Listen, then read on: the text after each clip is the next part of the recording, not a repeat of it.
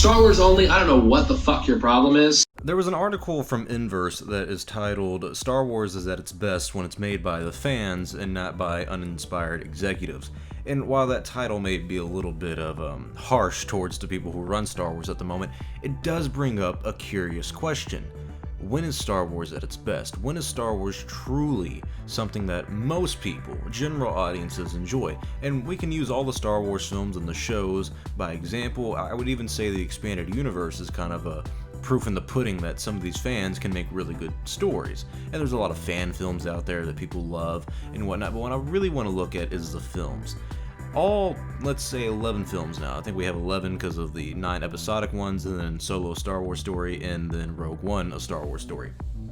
Out of all 9 of those, I would say maybe about 4 or 5 of them have been made by true Star Wars fans, and a lot of them have been made by people like George Lucas, and everyone who made the sequel trilogy like J.J. Abrams and Rian Johnson, of course, are Star Wars fans, but they didn't approach Lucasfilm with their ideas and story concepts for Star Wars. J.J. Abrams had to be convinced both times in the Star Wars sequel trilogy to come back and to do a Star Wars film. He didn't want to do The Force Awakens. He was, I would say, overwhelmed with the responsibility, and rightfully so. I mean, we all say, oh, I'd love to make a Star Wars movie, but if they actually came to us, it'd be like, oh man, that's a tall order. How do you follow up Star Wars? How do you follow up the original trilogy? But J.J. Abrams is a fan of Star Wars, and so is Rian Johnson, prospectively, but I want to look at people like John Knoll, Jon Favreau, and Dave Filoni.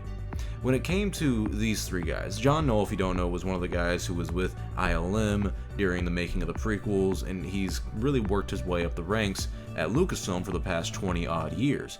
And when it came to Rogue One, he wrote the story. He's one of the story writers for that film. And you could easily say that it's a fan-made film, it's a fan fiction with a bigger budget than almost any fan fiction that's out there. And you'd be right, I have criticized the Rogue One film for not being, the best Star Wars film out there, but it's a pure fan service style film that fans generally enjoyed, and the reception to that film was mostly positive, and I would say the most positive out of all the Disney era Star Wars films. And why is that? Well, because it was written by a fan, it was made by a fan. And Gareth Edwards, of course, is a big Star Wars fan as well, but I mean, the story was written by John Knoll. Then we get to the other John in the room, Jon Favreau. He approached Lucasfilm with The Mandalorian. He had 4 episodes already written, and he came to Lucasfilm and said, I have this idea. Now, tell me if I'm crazy, tell me if I'm wrong, but I think this would be a good story to tell in the Star Wars universe. And thankfully, the executives at Lucasfilm and Disney went, wow, this is a really good story. Let's make this, let's do this. And John kind of had more credentials than other people in the Star Wars universe who want to make their films and whatnot, but still, that was made from a fan's perspective. That was made by a dedicated Star Wars fan, and not just a Star Wars fan, a Lucas fan. I hate to be that kind of guy, but there's a lot of Star Wars fans who think they understand and know Lucas, and since they like Star Wars, they therefore like Lucas. A lot of fans don't know anything about George Lucas, but Jon Favreau does. So The Mandalorian is almost a love letter to someone like George Lucas, who grew up watching those Saturday morning cartoons with Buck Rogers and Flash Gordon and all that kind of stuff. So this show is like a love letter to Lucas, and this show was made by a fan, Jon Favreau. Well, now we get into someone like Dave Filoni, who, yes, he's been working at Lucasfilm for quite some time, and to be fair, he didn't, make up the Clone Wars. He was a big pioneer of the Rebels, but that wasn't hard to think of, really. But still, Dave Filoni entered the Star Wars universe as a fan that went to the Star Wars Celebration, dressed up as Plo Koon and whatnot, and now he is one of the biggest content leads over there at Lucasfilm. And a lot of his projects have been well received by the fans, and that's the point I'm trying to make here, is that people like John Knoll, Jon Favreau, and Dave Filoni have made Star Wars stories that really resonate with the fans. And why is that? Well, because it's made from a fan's perspective. Now, I know it's easy to look at a lot of fan art, fan work, and fan fiction that is out there and cringe. I mean, I'm gonna be honest, there's a lot of really bad fan stories in the Star Wars realm, but that's kind of natural. That's kind of exactly what happens. But when you get the executive mindset into Star Wars, when you get the Hollywood mindset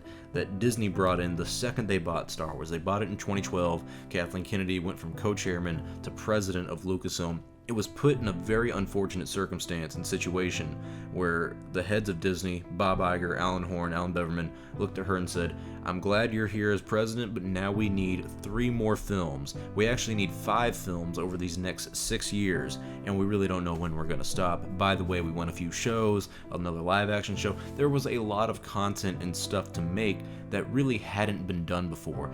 But now that we have history to look at, we can look back in hindsight at these new Star Wars films. You look at something like Solo: A Star Wars Story that I would argue wasn't made from a fan perspective. It was made from, oh, everyone likes Han Solo, why don't we do a Han Solo story? And I know you can say, oh, well, George Lucas was the idea guy behind that. That doesn't change my opinion on it. That doesn't help your argument at all, in my opinion. George Lucas, history has shown, can have some bad ideas himself. So you look at something like Solo. You look at basically every single sequel trilogy film. You look at the debacle that's going around the Kenobi film right now.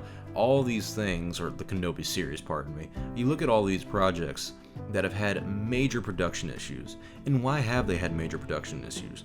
Well, Episode 7 was originally going to be based off of the Lucas story treatment, but the executives at Disney and people like Kathleen Kennedy looked at the story treatments and said, well, that's not really what the fans would want. And then they got to Episode 8 and they had to rewrite the script, delayed even more. Episode 9 came around, Colin Trevorrow put out his script and they didn't like that, they delayed it, and then they brought in J.J. Abrams and it was rushed, and it was made, for a lot of people, in Disney fashion. Not too much story was told with the sequel trilogy. It was kind of just a rehash of the original trilogy. And I understand if you liked them. I liked The Force Awakens. I think it was a good soft reboot of a film to get us back into Star Wars. But it also wasn't innovating. It also wasn't challenging us as Star Wars fans, telling new stories that took us to that galaxy far, far away. And that's something that I think has really been apparent with the new Star Wars films and the new Star Wars stories that we've gotten, is that when it feels like it's being machine made by a company that's ran by a major Hollywood studio, it loses that magic of what the original Star Wars trilogy had, where it was multiple directors working on this grand story. Irvin Kershner was a Star Wars fan, and he took The Empire Strikes Back and made Star Wars even better. He's the only director of all time right now to look at George Lucas and tell him, no, you're wrong. And Irvin Kershner was right to do that. Richard Marquand came in, did Return of the Jedi. He also was a Star Wars fan. He was the outside-of-the-box kind of director who never really worked on a science project like that, the sci-fi movie that's really just a space fantasy. Point being is, Star Wars, in my opinion, and a lot of fans' opinion, is at best when you have true fans helming the stories and helming the projects. Now, to be fair, that doesn't mean a fan should run Lucasfilm. That doesn't mean a fan should make all of the creative decisions, because there does come a point where you need other input, and there does come a point where fans go a little too far in a few places, and it kind of becomes apparent when you look at some of these fan films, these fan fiction stories, where it's just Darth Vader going ham on everybody because it's really cool because it's Darth Vader and you remember Darth Vader. There comes a point where you do have to look at it from a business side, where you look at the films and go, well, we want a film coming out every so many years, but we need to make sure it resonates with everybody, not just the die-hard Star Wars fan, but the general audience.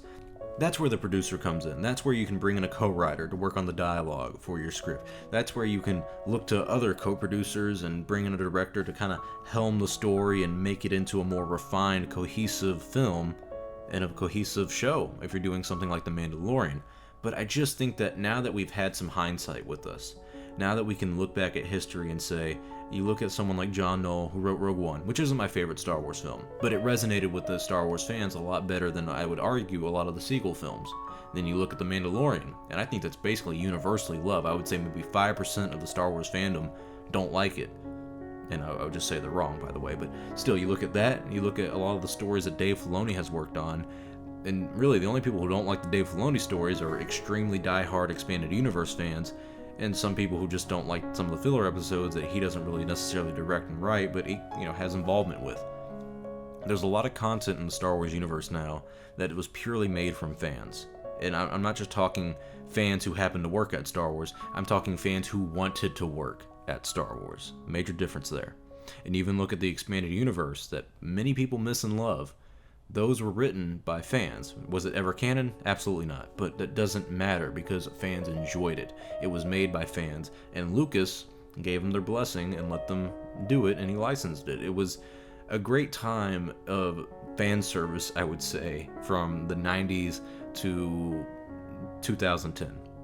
Because that's when the expanded universe was thriving. That's when you got to see someone like Dave Filoni come in and work on his Star Wars projects and tell Star Wars stories the way he wanted to tell them. And it's just kind of crazy to see that since 2012, there's been, what, 6 Star Wars films? My bad, 5. 5 Star Wars films, maybe about 6 to 8 projects in total, and most of the ones that have done extremely well with the Star Wars fandom have been ones that were made by Star Wars fans. And the ones that had a lot of involvement with the business decisions and the production side from the executive producers kind of have dropped a ball for a lot of people. But that's just my thoughts. Tell me your thoughts below. What do you guys think? Should Star Wars stories be more helmed by the fans or not? I know it seems like an easy question, but I don't want it just to be, well, yeah, I'm a Star Wars fan, therefore I can make a better story than what the sequel trilogy is. You know, you do need directors, you do need writers, but I've noticed that people like Jon Favreau, John Nolan, Dave Filoni have really created Star Wars stories that do a lot better with the Star Wars fandom than what we got with the sequel trilogy or even the prequel trilogy. So tell me your thoughts below. I'm Star Wars Only. Hope you guys enjoyed this little conversation. I will see you all next time, and may the Force be with you always.